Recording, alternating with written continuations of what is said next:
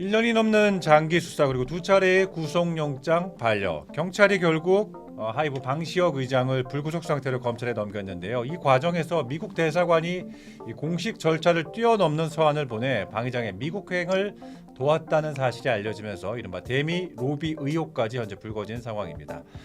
방시혁 의장은 왜 이토록 미국행을 서두르는 걸까요? 하이브를 둘러싼 사법 리스크의 이면을 들여다보겠습니다. 오지원 기자와 함께 얘기 나눠보겠습니다. 안녕하세요. 안녕하세요. 자, 일단은 경찰이 1년 5개월간 수사를 하면서 두 차례나 구속영장을 신청했었는데 검찰에서 반려됐고요. 그리고 사유는 소명구족, 즉 도주 및 증거 인멸 우려가 낮다는 것이었는데 어떻게 이런 결정이 나온 것이냐라는 의혹들이 좀 있어요. 어떻게 좀 설명을 좀 먼저 해주시죠. 검찰이 공식적으로 발표한 구속영장 신청 반려 사유는 구속 필요성 등에 대한 소명이 부족했다는 겁니다. 첫 번째로는 아마 도주 가능성을 봤을 건데요. 방 의장이 워낙 국내 주거가 확실하고 그간에 1년 5개월간 5차례나 소환 조사에 응했기 때문에 도주 가능성은 매우 낮다고 판단한 걸로 보입니다. 두 번째로는 증거 인멸의 우려에 대한 부분인데요. 이 부분은 검찰이 첫 번째 구속영장 신청을 반려할 때 보안 수사를 요청했던 부분입니다. 그런데 이번에도 보안 수사가 이행되지 않았다고 이제 사유를 발표를 했고요. 그렇다 보니 이제 일각에서는 증거인멸의 우려가 있다는 거를 경찰이 설득을 할 만한 결정적인 증거나 진술을 확보를 못한 게 아니냐. 지금 이렇게 보여지고 있습니다. 사실 도주 우려가 없다는 부분, 그러니까 그 사는 주거지가 명확하다는 거는 이거는 뭐 상식적으로 이해가 되는 부분이고, 근데 증거 인멸의 우려가 있냐 없냐 이거에 대한 좀 시각이 좀 다른 것 같아요. 그러니까 경찰 입장에서는 있다라는 거고 검찰 입장에서는 이거를 증명해봐라라고 좀 얘기를 하는 것 같은데. 맞습니다. 근데 이제 이렇게 지금 보면 언론 보도들을 보면 이번 사태를 그 어떤 카카오 김범수 위원장 구속 사례와 좀 비교하는 그 언론 보도도 좀 있더라고요. 보면 사법기관이 방 의장의 경우에는 영장을 연이어 반려를 했는데 김범수 위원장 구속 사태와 좀 비교했을 때 차이점이 있다면 어떤 게 있을까요? 뭐 여러 가지 시각이 있겠지만 일단 표면적으로 드러난 것만 봤을 때는 방 의장의 구속영장 신청을 반려를 한 거는 이렇다 할 이제 설득될 만한 증거가 없다, 진술이 확보되지 못했다고 봤다면 김범수 위원장 경우에는 당시 이제 SM에 대한 시세 조종 이제 공모 의혹이 있었는데 그 관련자의 진술이 당시엔 있었단 말이에요. 아하.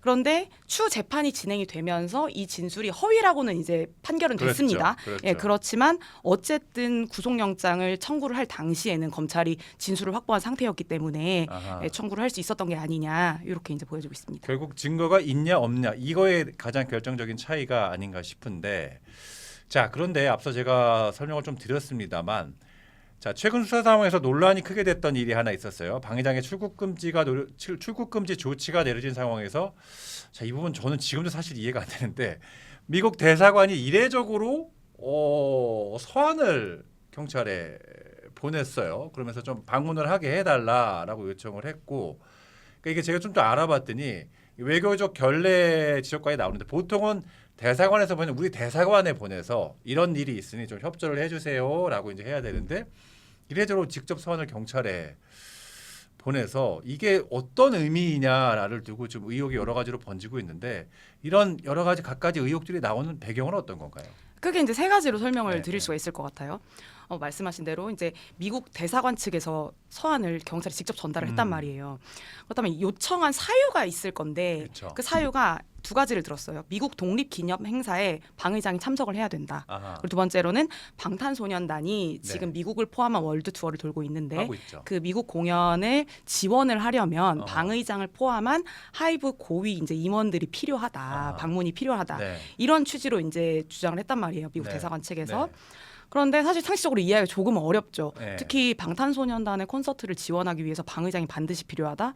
사실 이 부분은 대중이 좀 이해하기 어려울 겁니다. 저 궁금한 게 이 포인트에서 통상 BTS 공연이 미국 공연이 처음은 아닐 거란 말이에요. 그렇죠. 이전에도 가고 뭐 이랬던 것들이 확인이 되나요? 혹시? 방문을 한 사례는 있죠. 네, 다만 그가 반드시 있어야만 콘서트가 진행이 가능하냐? 그건 아니라는 겁니다. 선택의 영역이라는 그렇죠. 있다는 거죠. 왜냐하면 하이브 지금 산하에 소속된 지금 아티스트가 굉장히 많은데 그들이 모두 월드 투어를 돌고 있거든요. 네. 그럼 만약 방 의장이 모두 공연에 필요하다? 그럼 아마 방 의장은 공연만 쫓아다니다가 1년이 끝날 겁니다.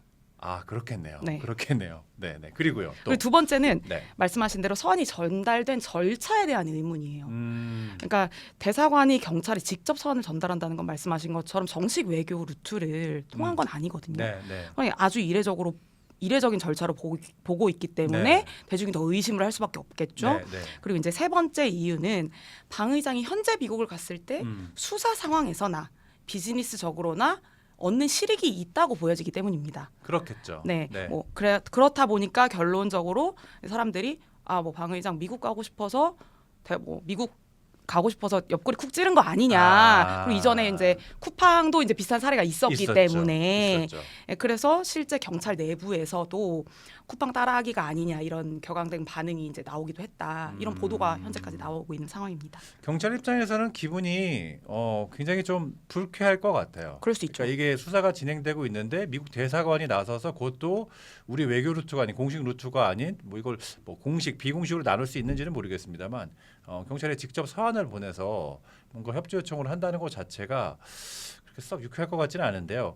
어쨌든 저는 개인적으로 지금 말씀하신 세 가지 포인트 중에 마지막 포인트 결국 이렇게 뭔가 움직임이 있다는 거는 이렇게 좀 이례적이고 일반적이지 않은 것들이 일어날 때는 다 뭔가 나에게 그게 이익이 되기 때문에 할 텐데 자 이런 상황에서 이제 말씀하신 대로 수사를 받고 있는 상황에서 실익이라면 뭐 일단은 방 의장이 미국으로 향했을 때 수사가 뭐 당연히 좀 지연이 되겠죠. 수사를 받아야 되는데 미국 일정을 소화하고 있을 테니까요.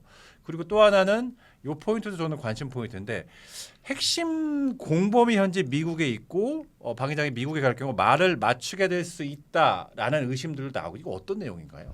이 사건을 이제 살펴보면 피의자가 총 6명이에요. 방 의장을 아하. 포함해서. 그 중에 한 분인 김중동 씨가 계십니다. 네. 그분은 이제 핵심 키맨으로 지금 불리는 인물인데요. 실명 나가도 되는 분. 예, 그렇죠? 보도상에 상당히 많이 나왔습니다. 네, 네, 네, 네. 예, 김중동 씨는 하이브의 전 최고 투자 책임자입니다. 이분이 하이브의 상장 과정에서 많은 일들을 하는 인물로 알려져 있어요. 뭐 실제로 사모펀드와의 일을 전반적으로 모두 뭐 결정하고 설계하고 전반적으로 총괄을 했다. 이렇게 이제 알려져 있는 분인데 그렇다 보니까 상장 그 초기 당시 상황을 가장 잘 아는 인물이기도 하겠죠. 네. 근데 이분이 작년 6월에 방 의장에 대한 이제 수사가 본격화가 되고 뭐 경찰이 압수수색을 할 거다 이런 네. 얘기가 알려진 시점에 잠적을 합니다. 미국으로요. 아하. 이분이 미국 시민권자거든요. 아. 근데 출국을 해요. 그러면 그분은 우리가 웬만해서는 데려올 수 없는 분이군요. 예, 시민권자는. 그렇습니다. 네, 네. 그리고 연락이 지금 안 되고 있어요. 경찰이 지금 한 차례 조사를 못했습니다. 아하. 그러니까 이런 상황이 있다 보니 방시영 미국 가면 그 사람 만나서 말 맞추는 거 아니야? 라는 말까지 나오고 있는 상황인 겁니다.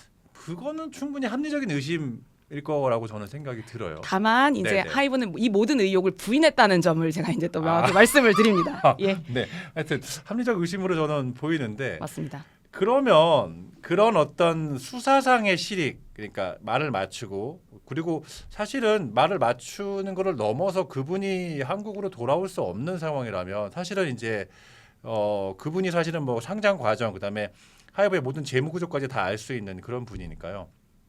그런 수사상의 어떤 실익을 얻을 수 있는 부분도 있겠지만 비즈니스적으로 정말 아까 얘기한 것처럼 공연에 정말 대표가 필요할 수도 있고요. 여러 가지 면에서 또 더군다나 뭐 BTS가 워낙 그 글로벌한 그룹이고 또 미국 입장에서는 어쨌든 뭐 투자 유치라든지 여러 가지 그런 상황이 있을 수 있으니까요. 뭐 비즈니스적인 그럼 실익도 분명히 있고 이런 것들은 좀 어떤 것들이 있나요? 실제적으로. 지금 하이브가 미국 사업에 굉장히 주요한 시점이긴 합니다. 방시혁 의장은 하이브 설립 이래로 미국 사업에 사활을 걸어왔어요. 예, 1조가 넘는 투자가 여태까지 진행이 됐고요. 아 그래요. 네, 그리고 오너리스크가 이렇게 큰데도 지난달에 하이브 아메리카에 대한 유상증자를 결정을 했습니다. 아하. 네, 그리고 하이브 아메리카에서 새로운 걸그룹이나 보이그룹이 나올 거다 이런 계획도 최근에 이제 발표가 됐고요. 실제로 방 의장은 이 사건이 불거지기 전까지 미국에서 장기간 머물렀습니다. 실제 뭐 2024년에 LA에 이제 큰 돈을 주고 300억이 넘는 돈을 주고 이제 네. 저택을 매입을 했다. 네. 그러니까 이제 머물면서 계속해서 미국 사업을 진행을 해왔던 거죠. 예전에 화제가 됐던 그런 뭐 사진들도 그때 그럼 당시 맞습니다, 뭐 찍혔던 건가요? 맞습니다, 네, 맞습니다. 네, 네, 네. 그 이제 다 비슷한 시기죠. 네, 네, 네. 예. 그렇다 보니까 안정적으로 현지에서 사업을 이어가고 그리고 이제 오너리스크에 대한 그런 불안감을 해소하기 위해서라도 황시혁 의장은 좀 미국에 머물고 싶지 않겠나 이런 또 생각을 해볼 수 있겠죠. 그리고 이제 아까 앞서 우리가 좀 의혹으로 다뤘던 부분은 그러니까 대미 의혹과 관련해서 미국 정부나 또 정계가 그 쿠팡처럼 하이브를 위해서 움직였을 어떤 현실적인 가능성 이거에 대해 좀 확인된 것들이 좀 있나요? 어때요? 우선적으로 말씀을 드리면 네. 아까도 말씀드렸지만 하이브는 이 모든 대미 로비 의혹을 부인했다. 우리가 이런 상황에서 그렇게까지 반감을 살 행동을 할 이유는 없다. 이런 취지의 얘기를 언론을 통해서 했단 말이에요. 근데 아무 그게 액션이 없는데 미국 대사관이 리액션으로 소환을 보낼 리는 없잖아요. 그러니까 이제 계속 이 의혹이 계속 불이 붙는 건데 네. 제가 그래서 궁금하더라고요. 네, 실제로 어떤 대관 행위를 했는지. 네. 그래서 이제 제가 뭐 좀 살펴본 바로는 네. 실제로 하이브와 방시혁 의장에 관련한 어떤 미국 법인들의 이름으로 네. 미국 상원의원에서 공개한 이제 로비스트 리스트를 제가 이제 네, 살펴봤는데 사실 이렇다 한 게 나오진 않았어요. 예. 뭐 방시혁 의장이 뭐 개인적으로 가지고 있는 뭐 부동산 법인이나 이런 네. 이름으로도 검색을 했는데 네. 실제로는 나오지 않았습니다. 다만 네.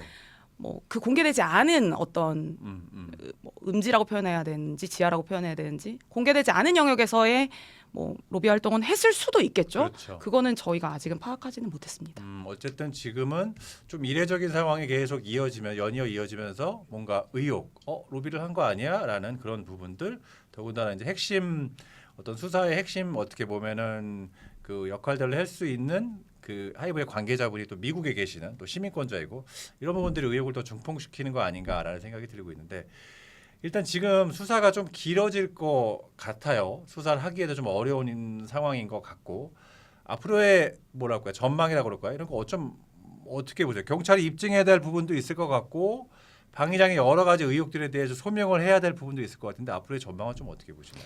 결국 이 사건의 핵심은 기존 투자자들로부터 지분을 매입을 할 당시에 방 의장과 임원들이 상장 계획을 가지고 있었냐 아니냐가 가장 큰 핵심이에요. 그런데 이 혐의를 이제 수사기관에서 입증을 하려면 네. 방 의장과 임원들이 당시에 나누었던 대화 내용, 실제로 상장 계획이 그 사이에 있었는지 그거를 이제 찾아내야 되거든요. 그런데 이제 현재는 그 빅히트 엔터, 그러니까 하이브의 전신에서 네. 하이브로 상장을 할 때 그 메신저 기록이 다 사라졌다고 해요. 그리고 이제 시간이 이제 아무래도 2019년이고 지금 이미 한 7년이 흘렀다 보니까 네. 방 의장도 2차례 정도 휴대전화를 바꿨다고 합니다. 네. 어렵겠지만 이제 네. 수사기관은 이런 대화 기록, 당시 사전 공모를 했다는 어떤 정황 이런 네. 걸 구체적으로 찾아내는 데 집중을 하게 될 것 같고요. 그리고 방 의장이 실제로 대주주임에도 불구하고 우회를 해서 차익을 실현을 했느냐 이 부분을 이제 입증을 하려면 이면 계약서의 존재 여부라든지 아하. 이런 것들을 좀 파헤칠 걸로 보입니다. 하지만 방 의장은 이건 자본시장 내에서 정당한 절차였어라는 걸 입증을 할 걸로 보여요. 그 사이에 이제 주주관 계약으로 뭐 풋옵션 언아웃 계약 뭐 네. 이런 것들이 이제 존재하는데 이게 뭐 여러 가지 얘기가 있습니다. 뭐 네.